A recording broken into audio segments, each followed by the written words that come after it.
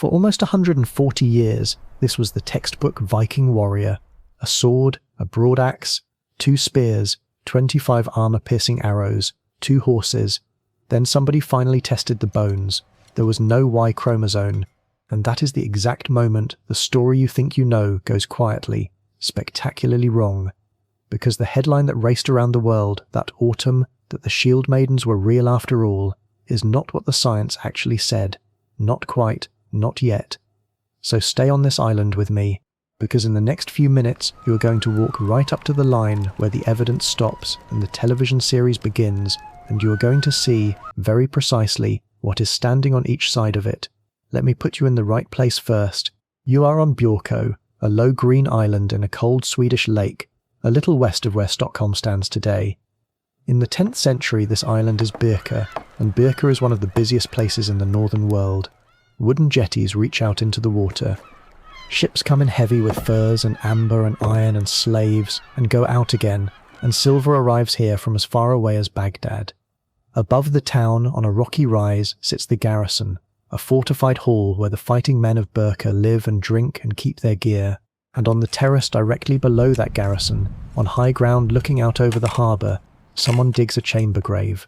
Not a hole in the ground, a room. A timber chamber cut into the earth, roofed over, big enough to stand up in.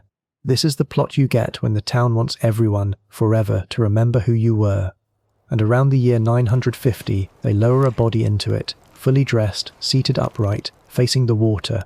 In the 1870s, a Swedish archaeologist named Hjalmar Stolpe opened that chamber.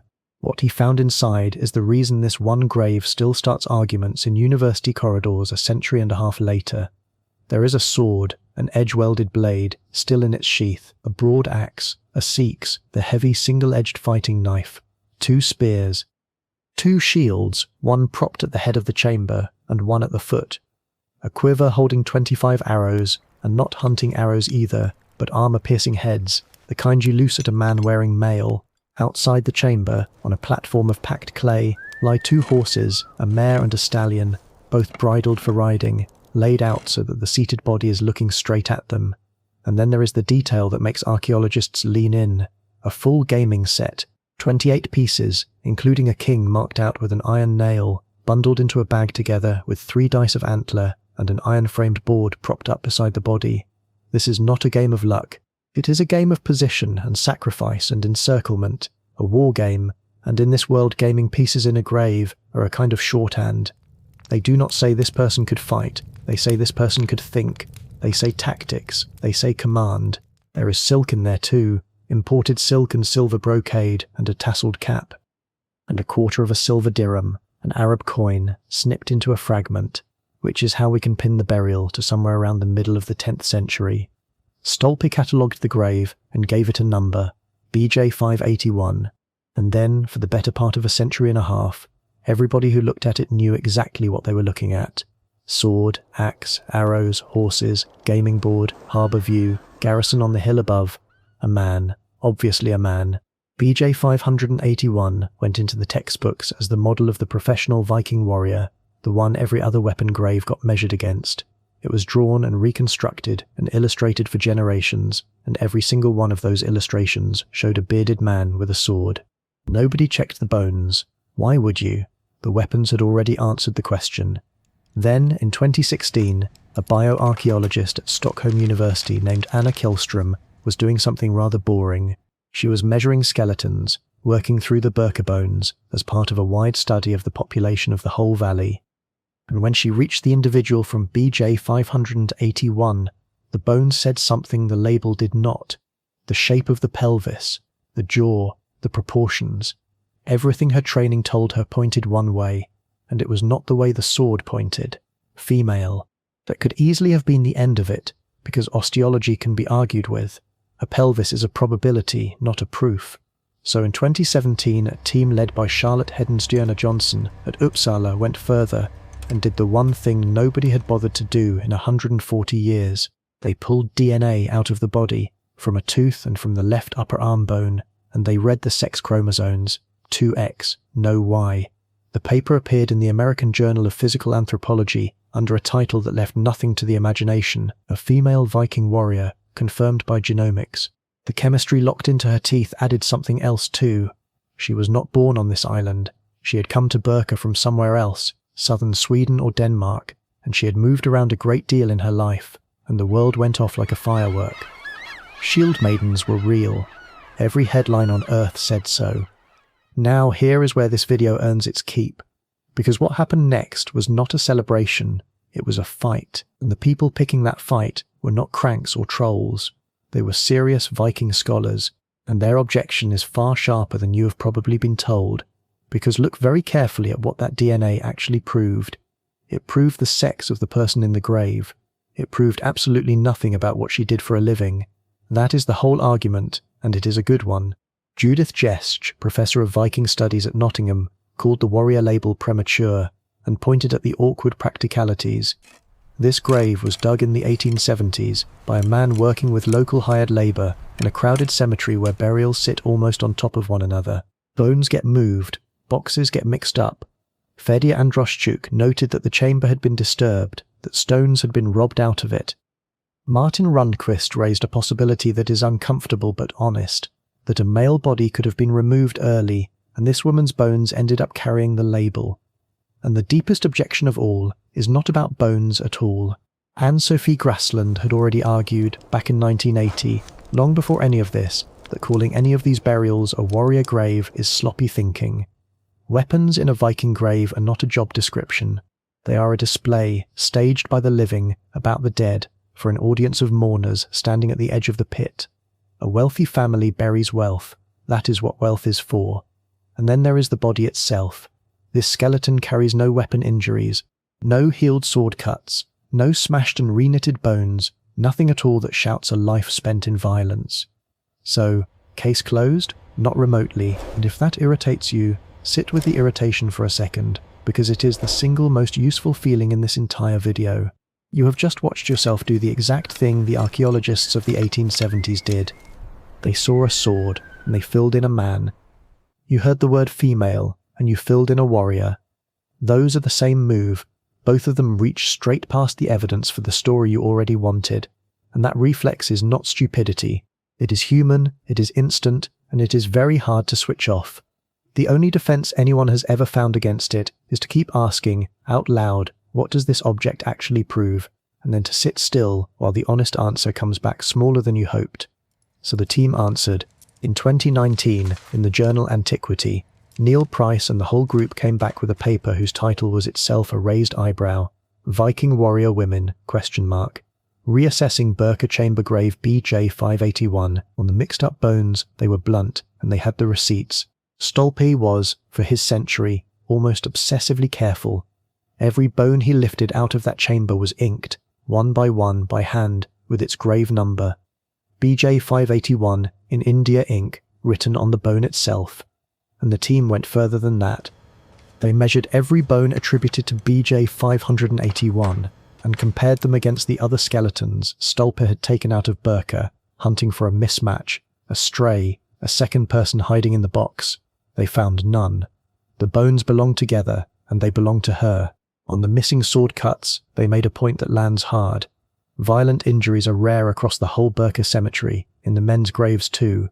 If a lack of healed wounds disqualifies her from being a warrior, then it disqualifies a great many bearded men lying in the same soil, whose warrior status nobody has questioned even once. And that is the sentence worth carrying out of this. The standard of proof being demanded of this one grave is a standard no male grave has ever had to meet. Which brings us to the obvious question, is she alone? No, and this is where it gets genuinely interesting, because BJ 581 is famous, and famous is not the same thing as unique. Go to Norway. In 1900, at Nordre Kjorlen in Solo, a grave came out of the ground holding a person about 5 feet tall who died at 18 or 19 years old, buried with a sword, an axe head, a spear head, 5 arrows, a shield boss and a horse's bit. Her head had been laid to rest on the shield. The bones were examined at the time and read as female, over a century ago, long before anybody had a modern argument to win. Go further north to Onfollen in Trondelag. A young woman around 20, laid out on textiles and eiderdown, with a pattern-welded sword in its scabbard along her left side, a spearhead, and 8 gaming pieces set carefully by her head. Go to Denmark, to a cemetery at Bogoval on the island of Langeland, where exactly one grave in the whole burial ground held a weapon, a woman with an axe, and here the story doubles back on itself beautifully. When the archaeologist Leszek Gardella looked closely at that axe, he recognized the type, and it is not Scandinavian at all. It comes from the southern Baltic, from what is now Poland. The chamber she was buried in echoes construction from the same region. Our warrior woman in a Viking cemetery may not have been a Viking. Gardella spent years pulling these cases together across the north, and the number he arrives at is the one to hold on to. Across Norway, Sweden and Denmark, across the entire Viking world and 3 centuries of it, there are somewhere in the region of 30 burials where a person read as female was laid in the ground with a weapon. 30, set that against tens of thousands of excavated Viking graves. So whatever a woman with a sword was in this society, she was not ordinary. She was an exception so rare that we can almost count them on our fingers. So much for the ground. What about the writing? This is where the Shieldmaiden legend gets almost all of its energy, and almost none of its credibility. Start with the Valkyries. They are magnificent, and they are irrelevant. Supernatural women who choose who dies in a battle and carry the chosen up to Odin's hall. That is theology. It is not testimony. Nobody thinks a Valkyrie was a person you could have met on a road. Then the sagas. Hervor in the Hervor saga is the great one. A woman who takes up men's clothes and a man's name, walks to her dead father's burial mound at night and demands his cursed sword back out of the fire. It is a wonderful story. It was also written down in Iceland well over 2 centuries after the Viking Age had ended, and in it she argues with a corpse. That is not a document, it is literature about a lost past, written by Christians who never saw it. Saxo Grammaticus is worse and better at the same time. Around the year 1200, this Danish cleric wrote that there had once been women who dressed themselves to look like men and devoted almost every instant of their lives to the pursuit of war. Tempting, isn't it? But Saxo is writing 2 centuries after the fact, in Latin, with a moral point to make about how strange and how hard the old heathen days had been. And then, unexpectedly, one source that was actually there. In the year 971, a Byzantine army beat the Rus, the Eastern Norse, at Dorostolon on the Danube. Afterwards, the Greeks went out across the field to strip the dead, the way armies did. And according to the Byzantine account, among the fallen fighters, in armour, they found women. That is about as close as we get to an eyewitness of what soldiers believed they saw on a battlefield. No sagas, no dragons, no cursed swords, just a body count and a surprise. So why are you so sure you already knew the answer to all this? Because the picture in your head was manufactured, and we can name the man who did it.